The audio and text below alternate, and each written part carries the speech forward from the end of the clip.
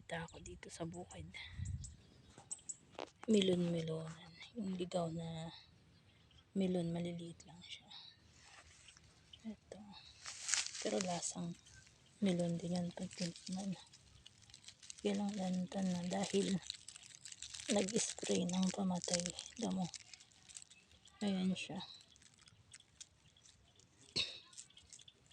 Melon-melonan yan. Kusa lang siyang tumutubo dito sa bukid.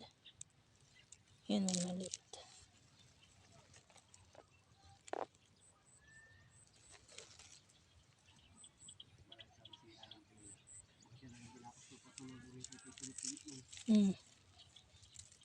Bawal. Ito pa. Na-spray lang kasi ng pamatay damo. Mga ligaw. Meron din ditong pipinito. Sa kabilang bukid, maliliit din yan. Papakita ko sa susunod na vlog. Yan o. Maliliit na melon.